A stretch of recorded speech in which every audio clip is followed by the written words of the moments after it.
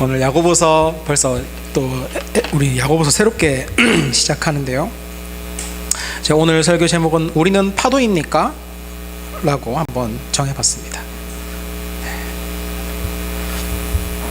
이번 주 본문 다들 약간 기대하면서 읽는 사람 많았어요. 그 야고보서 1장 1절에서 8절 8절밖에 안 되잖아요. 그러니까 막 사람들이 기대감으로 짧다.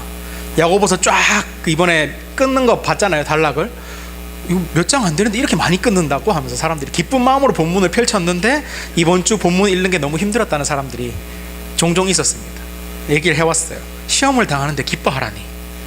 인생에 좀 고통의 시기를 겪고 있는 친구들, 그리고 시험 중에 있다고 생각하는 사람들한테는 이번 주 약간 미치고 팔짝 뛰는 그런 본문이었다고 하더라고요. 그래서 그걸 핑계로 BSM을 안 하는 걸 정당화하려는 그런 수작인 것 같아가지고 그래서는 안 된다고 이렇게 얘기했는데, 근데 맞죠. 힘든 고통을 경험하고 있는 사람들한테 이 말씀은 쉽게 넘어가는 말씀은 아닌 것 같습니다. 제가 이번 주에 가족상으로 장례식장을 다녀왔어요. 이제 저희 가족들도 어느새 그 결혼식보다는 장례식으로 많이 모이는데, 왜냐하면 자식들 낳아놨더니 결혼을 안 하는데 우리 때가 차면 하나님 다 부르시잖아요. 그래서 장례식으로 많이 모여요. 모이시니까 어른들이 행복하고 뭐 잘 사는 이야기들도 나누시지만 아무래도 시간이 좀 지나다 보면 좀 팍팍한 이야기들, 그리고 위로가 필요한 이야기들, 이런 이야기들을 많이 나누셨습니다. 저희 자영업 하시는 친척분들이 많아서 다들 경기가 어려워가지고 가게가 텅텅 빈다. 20년째 들은 것 같은데 아직도 그런 이야기 계속. 유독 요즘 더 힘들다 이러시고요. 또 어떤 분들은 건강이 많이 나빠져가지고 다음 모임 때는 나는 영정사진으로 오지 싶다 이러시길래 제가 먹다가 이게 70대 개그구나 하고 좀 충격도 받았습니다. 이런 이야기들을 나눌 때 우리가 이 안에서 기뻐할 게 있을까? 경기가 언젠가 풀리겠죠. 좀만 참고 버텨봅시다. 이렇게 고통 중에도 낙관적인 미래를 그리면서 기뻐하자. 이런 이야기는 야고보가 이야기하는 기뻐하자는 말과는 맥락이 다릅니다. 이거는 현실 도피죠. 뭘 돌아가셔요. 건강 때문에 오늘 내일 해도 어쨌든 오늘 모였잖아요. 그걸로 기뻐합시다. 이런 얘기. 해결하기 어려운 문제들은 뒤로 하고 지금 누리는 기쁨들 그냥 이거에 집중합시다. 이렇게 이야기하는 것도 야고보가 말하는 고난을 기뻐하라랑은 거리가 먼 것 같아요. 이거는 정신승리거나 아니면 감정 조절을 그냥 잘 하는 거겠죠. 거기는 장례식장 중에서도 좀 무거운 장례식장이었어요. 왜냐하면 숙부님이 이제 1흔인데 돌아가셨거든요. 이제 1흔인데 건강이 조금 안 좋으셨지만 낌새 없이 갑자기 돌아가셨어요. 큰어머니께서 퇴근하고 오셨는데 돌아가 계셨다 그러더라고요. 너무 놀랬대요. 갑자기 돌아가시니까 유족들은 당연히 준비되지 못했고 그냥 약간 장례식 내내 어안이 벙벙했습니다. 이런 사람들에게 기쁘라고 할 수 있을까? 고통에는 여러 종류가 있죠. 누구나 일상적으로 경험하는 고통, 그리고 피할 수 없는 고통, 또 이해할 수 없이 그냥 끝까지 품고 살아야 할 고통이 있습니다. 세상의 모든 고통을 야고보는 기뻐하라고 이야기하지 않습니다. 하지만 분명히 여러 고통 중에 어떤 종류의 고통은 우리가 기뻐할 수 있는 시험으로 받아야 됩니다.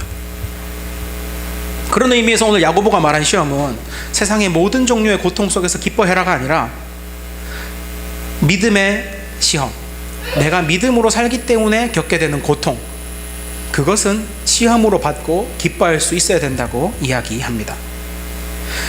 야고보가 말한 이 시험을 믿음으로 살아서 경험하는 고통이라고 보는 근거는 세 가지입니다. 첫 번째는 원어고요, 두 번째는 야고보가 인용하는 예수님의 말씀이고요, 세 번째는 야고보서의 배경입니다.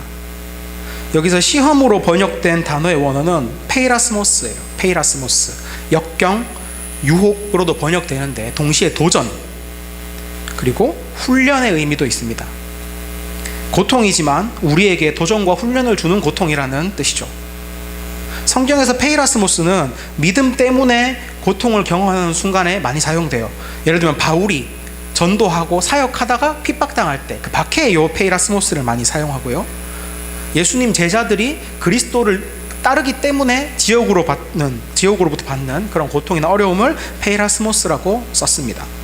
오히려 일반적인 고통, 그냥 살면서 경험하는 고생, 이거를 의미하는 다른 단어들이 많아요. 포노스, 파데마, 카코파테이아 이런 게 많이 있기 때문에 아마도 야고보가 페이라스모스라는 단어를 사용해서 시험을 쓴 이유는 이게 일반적인 고통, 모든 고통이 아니라 믿음의 시험이라는 걸 강조하기 위해서 페이라스모스라는 단어를 쓴 겁니다. 두 번째로 야고보는 예수님 말씀을 많이 인용했어요. 야고보가 예루살렘 교회의 지도자였잖아요. 그리고 이 예루살렘 교회 지도자가 디아스포라한 유대인들, 그러니까 자기 교회의 성도였던 사람들한테 보내는 건데 이 성도들이 다 유대인 출신이었죠. 그래서 야고보는 바울처럼 예수님 가르침을 굳이 그리스식으로 이렇게 바꿔서 전할 필요가 없었어요.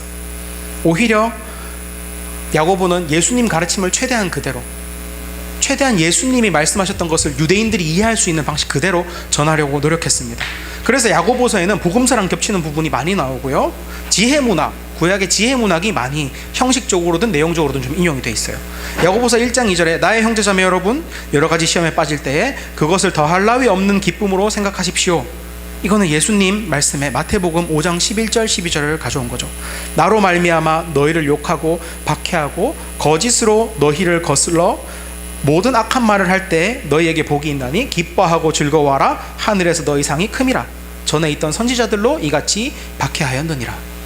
야고보가 인용해온 우리가 이 땅에서 고난받을 때 기뻐해야 된다라는 내용은 예수님 따를 때, 믿음으로 살 때 경험하는 고통이었습니다.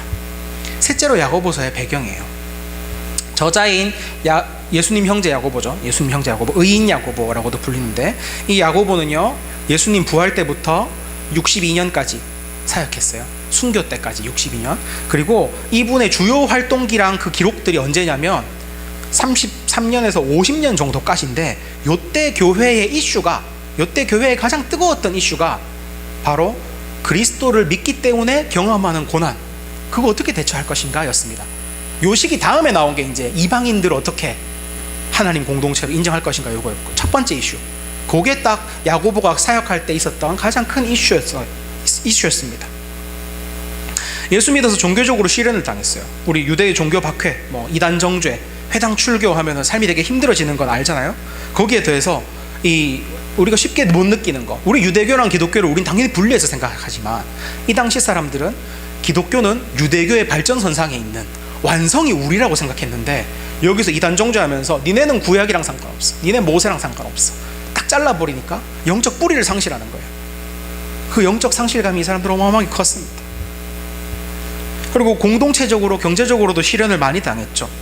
종교적 출교는 이때 사실상 사회적 죽음이었잖아요. 호적에서 파이고, 유대교의 여러 시스템에서 파이고, 그리고 고용과 거래에 있어서도 불이익을 경험하고, 그렇게 힘겹게 살아가고 있는데 또 한 10년, 예수님 승천하시고 한 10년 뒤에 여기에 막 기근이 찾아오거든요, 이스라엘에.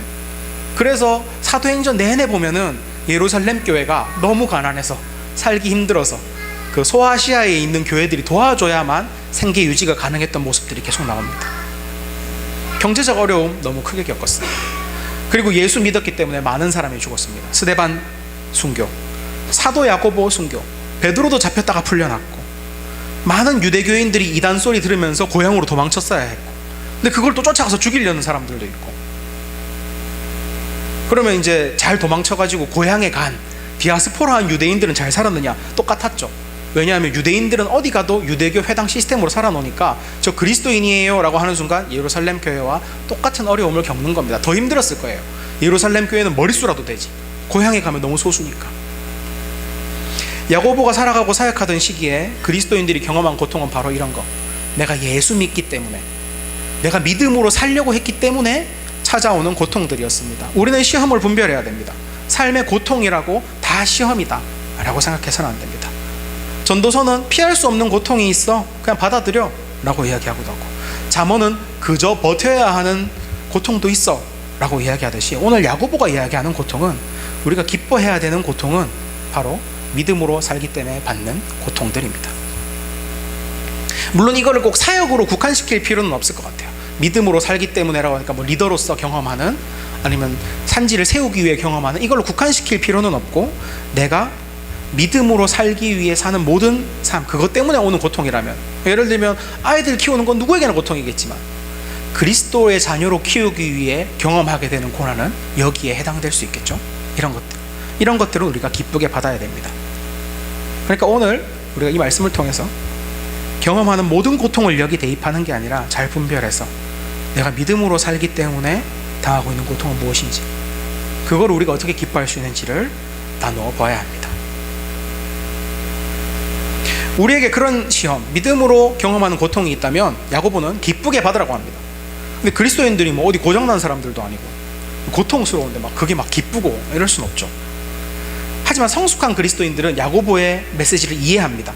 이건 억지로 기쁨의 감정을 가져라 가 아니라는 걸 알았기 때문이에요. 아, 힘들어도 저는 기뻐요, 저는 울지 않아요, 캔디처럼. 그런 게 아니라 우리가 가질 기쁨은 희망의 기쁨, 하나님의 계획이 이루어지는 것을 확신하기 때문에 기뻐할 수 있는 종말론적 기쁨이라는 걸 성숙한 사람들은 압니다.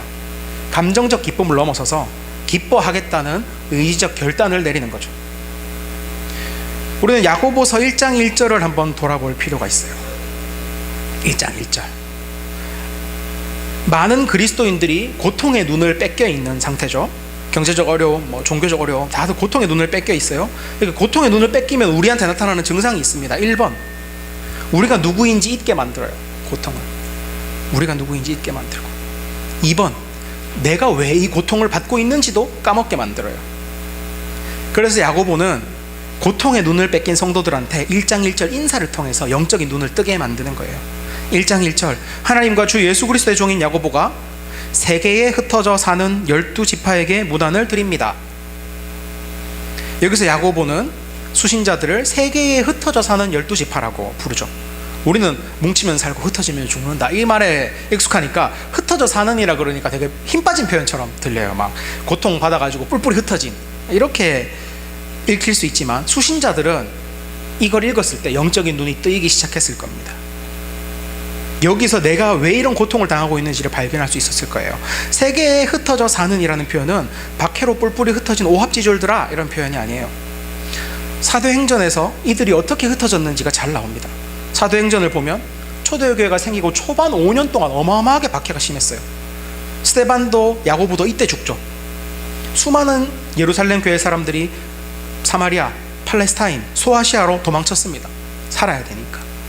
극심한 고통이 교회를 덮쳤고 교회가 무너지는 것 같았어요. 근데 그때 그 예루살렘 교회 성도들이 예수님의 부르심을 잊지 않았어요.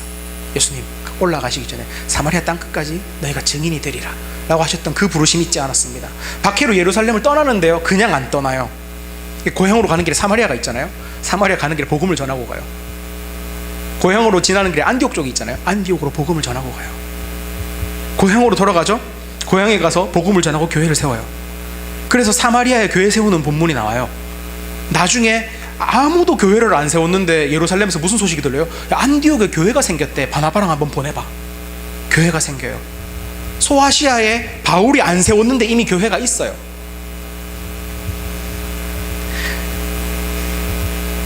이렇게 교회들이 박해에도 불구하고 고통에도 불구하고 부르심을 잊지 않고 살았기 때문에 곳곳에 교회가 생기고, 나중에 이 교회들을 기점으로 바울이 파송되고 이방인 선교가 시작되고 어떻게 돼요? 사마리아 땅끝까지 증인이 된 거예요. 세계에 흩어져 사는 이란 표현은 실패의 표현, 약함의 표현이 아니라 고통에도 불구하고 하나님 나라를 이루실 그 부르심을 기억하면서 헌신했고 성취해낸 영광스러운 기억. 온 교회에 흩어져 사는 게 아니라 고통 속에서도 온 교회의 사마리아 땅끝까지 증인이 됐던 그들의 자랑스러운 실존을 나타내는 표현이었습니다. 12지파도 같은 맥락이에요. 이미 북이스라엘 멸망 때 12지파 사라졌어요. 근데 야고보는 온 땅에 퍼진 그 교회, 아주 소수처럼 보이지만 그들이 새로운 12지파, 새로운 하나님 나라를 세울 사람들이라고 이야기해요. 다수였던 유대교에 둘러싸인 소수의 이단이야. 공동체의 경제권으로부터 배제된 가난한 사람들이야 가 아니라 하나님 나라를 위해 종된 자들이야. 새로운 12지파로 우리는 벌써 새로운 하나님 나라를 만들고 있어. 이런 것들을 기억할 수 있게 만드는 거예요. 우리가 고통 속에서 기뻐할 수 있는 이유는 이게 그냥 아무 의미 없는 고통이 아니라 고통이 어떤 열매를 맺을지 알고 있기 때문에 그래요. 종말론적인 희망이죠. 하나님 나라의 통로인 우리를 막으려고 세상은 고통을 줍니다.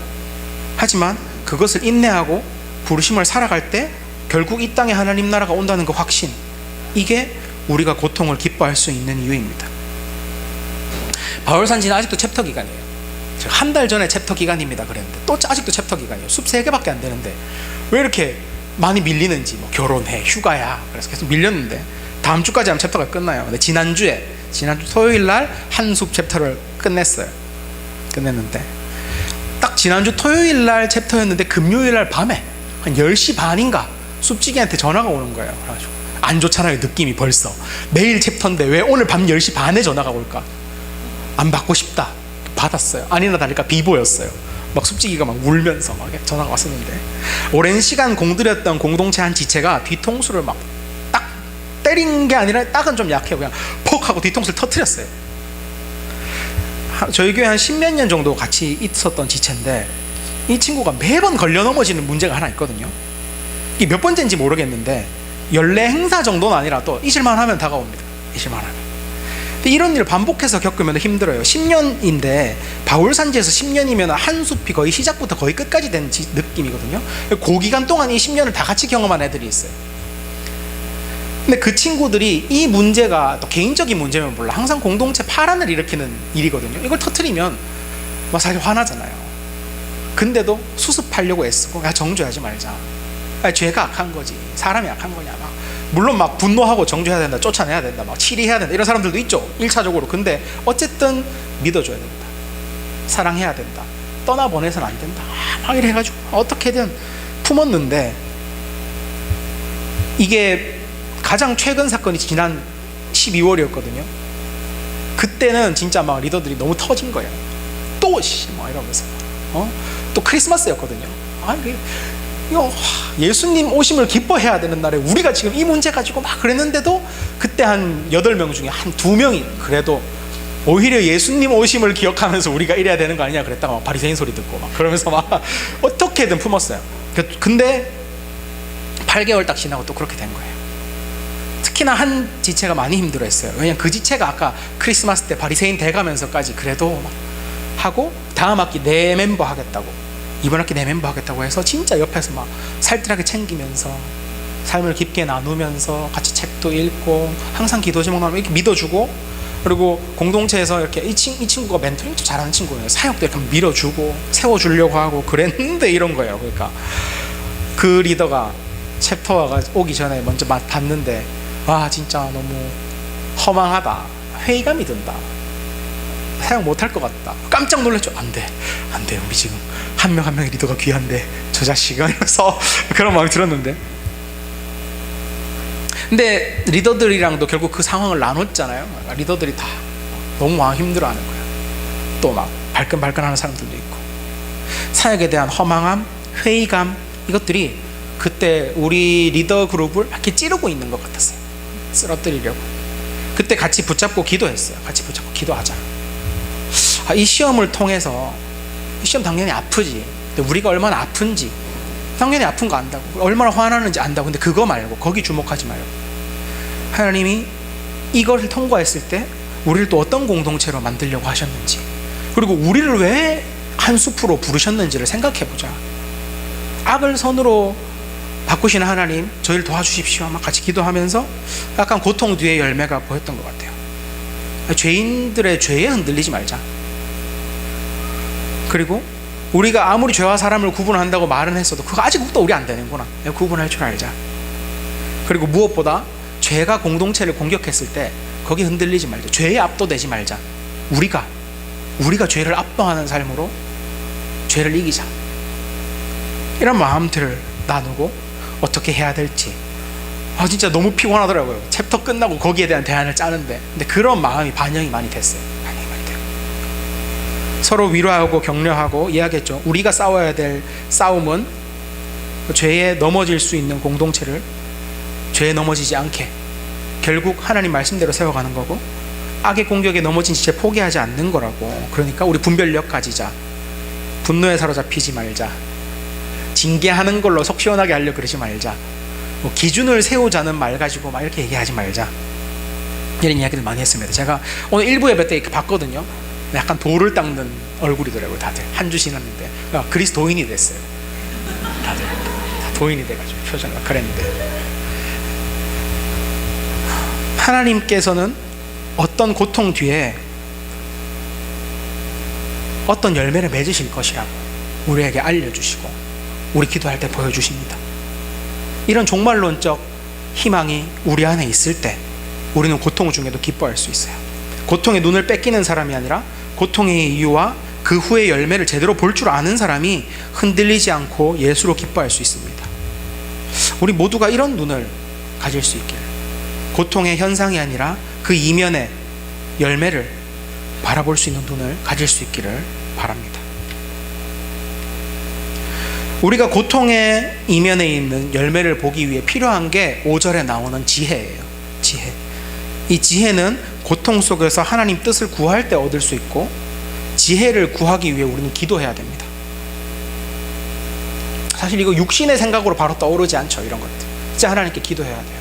그래서 악과 죄에 대한 우리의 첫 번째 반응은 기도여야 하는 겁니다. 야고보는 하나님께서 우리가 이것을 기도로 구할 때 아낌없이 주신다고 하셨어요. 저는 당연히 그렇다고 믿어요. 왜? 하나님께서 원하시는 거잖아요.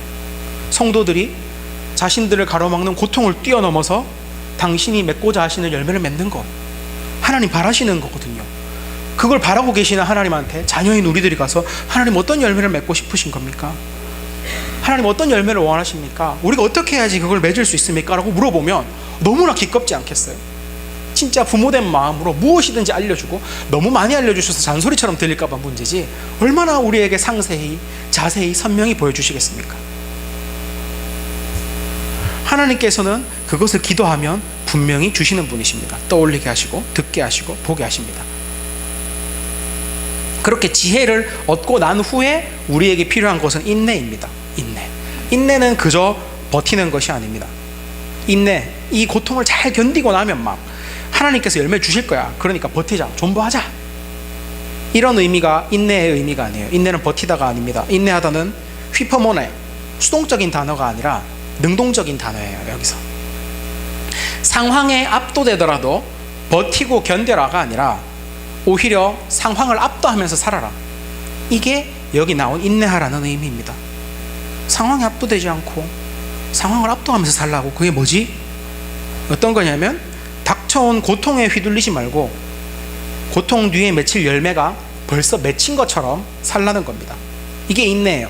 이미 시험이 끝난 후에 맺힐 열매가 이미 맺힌 것처럼 사는 거, 그게 인내하는 삶입니다. 앞서 바울산지 리더들이라면 상황에 압도된 채로 버티고 견디는 세상적 의미에서 인내는 그냥 회의감 들어도 그냥 꾸역꾸역 사역하고 막 미워하지 않는데 에너지를 막 쓰는 거라면, 상황을 압도하는, 여기서 이야기하는 야고보가 말한 인내라는 것은 아직 범죄한 지체가 다 회개 안 했고 고통의 문제가 만날 때마다 우리 공동체를 찔러서 불편한 마음이 계속 들어도, 그리고 그 고통 때문에 막 사역 때려치우고 싶고 막 푸닥거리 하고 싶어도 그 고통의 눈에 매이는 게 아니라 하나님이 시험 뒤에 예배하신 그 열매, 우리가 용서할 줄 아는, 죄에 흔들리지 않는, 사람을 사랑할 줄 아는 공동체가 되게 한다는 그 열매를 기억하면서 그렇게 사는 거예요. 그렇게 살기로 결단하는 거. 이 친구를 볼 때 정죄하는 마음이 들지만 죄에 사로잡히지 않게 오히려 이 친구를 위해 기도하자. 우리 공동체에서 사람들 마음속에 막 기준 강하게 세워야 되는 거 아닙니까? 좀 어떻게 뭐 이렇게 한마디 누가 따끔하게 해줘야 되는 거 아닙니까? 했어요 벌써. 다들 좀 사랑스럽게 안 대해줘야 되는 거, 그래야 제가 자기 잘못한 거 깨닫지 않겠습니까? 그런 마음이 들 때에도 어떻게? 이미 우리가 화해를 이루고 사랑으로 품을 줄 아는 공동체가 이미 완성된 것처럼 그렇게 선대하는 거죠. 선대하고. 그게 인내하면서 사는 거예요. 우리 이런 거 잘 하잖아요. 이 열매를 보고 이미 온 것처럼 사는 거, 이미와 아직 사이에서 이미 온 걸 보면서 완전히 온 것처럼 하나님 나라가 그렇게 사는 거, 이거 우리가 잘 하는 거잖아요. 이렇게 살라는 겁니다. 이럴 때 죄와 고통에 압도되지 않고 하나님 열매가 맺혀서 오히려 죄를 압도해 버리는 거예요. 우리 고통을 압도해 버리는 거예요. 야고보는 이런 삶만이 우리를 완전하고 성숙한 삶으로 이끌어 준다고 이야기합니다. 이런 사람들만이 예수의 종으로 12지파로 이 땅에 하나님 나라 만들 수 있죠. 그 열매도 맛볼 수 있죠. 나도 예수를 닮을 수 있죠. 저는 진실로 야고보의 이 메시지가 맞다고 봅니다. 우리는 인내해야 돼요. 이 인내가 없는 사람은요, 결코 열매를 못 맺어요. 여기서 의심하는 사람 나오잖아요. 의심하는 사람. 이 사람이 바로 인내가 없는 사람입니다. 여기는 몇 가지 해석들 중에 전통적으로 대표적으로 두 가지 해석이 있어요. 본문 5절에서 지혜를 구하면 받는다고 하는데 6절에서 의심하지 말고 구해야 되고, 의심하는 사람은 바다 물결과 같다고 하죠. 그리고 7절에서 흔들리는 사람은 주님께로부터 아무것도 받지 말아라, 받을 생각하지 마라 라고 하니까, 이 본문을 가장 대표적으로 해석하는 게 뭐냐면, 지혜를 구할 때 의심 없이 확신하면서 구해야 된다, 이렇게 이제 해석하는 게 가장 대표적인 본문이에요. 해석. 하나님께 지혜를 구할 때 의심 없이 하나님께 주실 거 이렇게 믿고 구해야지, 주실까 말까, 하나님 주시는 지혜로 이런 상황이 타개가 될까, 이런 의심을 한다면 하나님이 고얀 놈 하면서 지혜를 주지 않으신다. 그러니까 반드시 응답하실 줄로 알고 지혜를 구하라. 이게 대표적 해석 중에 하나입니다. 하지만 저는 또 다른 대표적인 해석이랑 조금 더 결이 맞았어요. 제가 와닿은 해석에서 의심하는 자는요, 지혜를 줄까 안 줄까, 하나님 지혜로 될까 안 될까를 의심하는 사람이 아니라, 지혜는 받았는데 인내로 꾸준히 못 사는 사람을 의미합니다.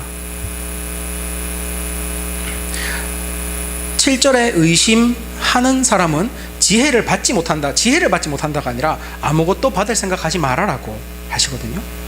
지혜를 뱉더라도 이 사람이 인내로 꾸준히 살아내지 않으면 그 사람은 하나님으로부터 어떤 열매도 맺을 수 없는 거예요.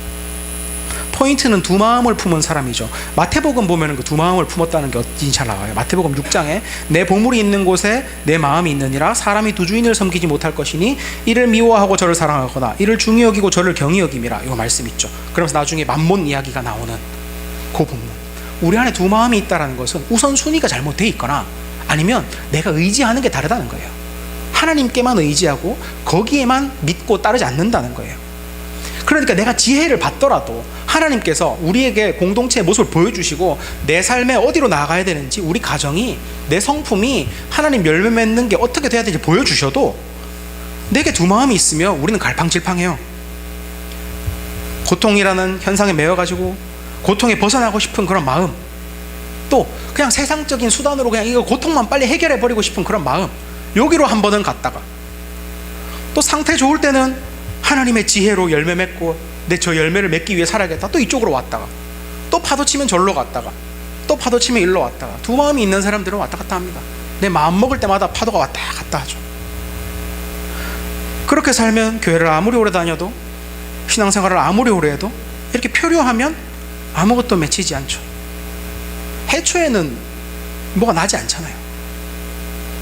성품도, 공동체죠, 제자도, 존경도, 성숙도 왔다 갔다 하면은 아무것도 뿌리 내리지 못해요. 근데 하나님께 받을 게 있겠습니까? 저는 톰 라이트가 한 말이 되게 인상 깊게 남아요. 당신은 그저 파도일 뿐이다. 이리 밀리고 저로 밀리다가 거품이 돼서 사라지는 파도.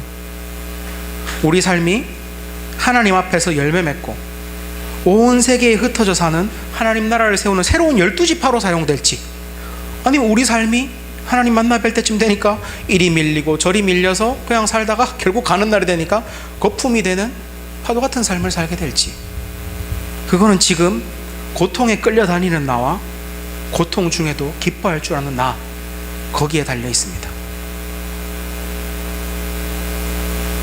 너무 빨리 했는데 이렇게 맞춰도 될지 모르겠네요. 일부 예배 친구들한테 얘기하니까 이번 주에 일부 하지 그러셨어요 그랬는데, 일부 설교가 제가 듣기엔 더 좋았습니다. 어쨌든 결론을 맺겠습니다. 아마 여러분의 삶에 저는 다 알 수 없죠. 그런 고통이. 그리고 그 고통 중에는 믿음이 나에게 주는 고통이 있을 겁니다. 이 설교의 말미에서 우린 다시 한번 야고보의 인사를 돌아봅시다. 하나님과 예수 그리스도의 종, 우리는 하나님과 주 예수 그리스도의 종으로 살기 때문에 고통받는 부분이 있습니다. 세계에 흩어져 사는 12지파에게 문안을 드립니다. 하지만 우리는 그 고통에 매이지 않고 고통을 통과했을 때 주께서 맺게 하실 열매를 바라보면서 하나님 나라의 열매를 맺어왔습니다.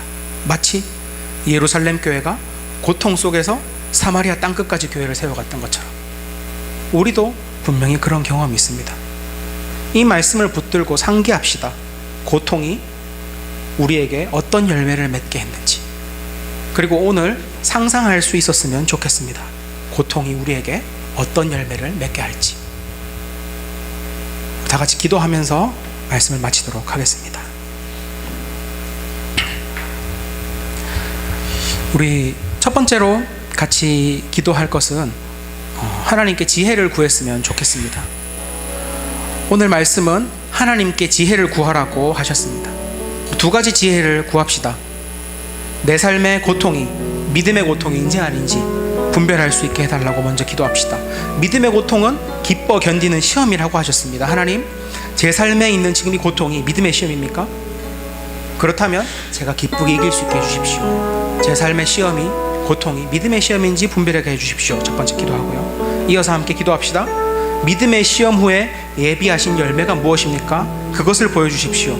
당장의 고통을 덮고도 남을 그 풍성한 종말론적 열매를 보여주셔서 제가 그 기쁨으로 고통을 인내하고 열매 맺을 수 있게 해달라고 같이 기도했으면 좋겠습니다. 기도하겠습니다.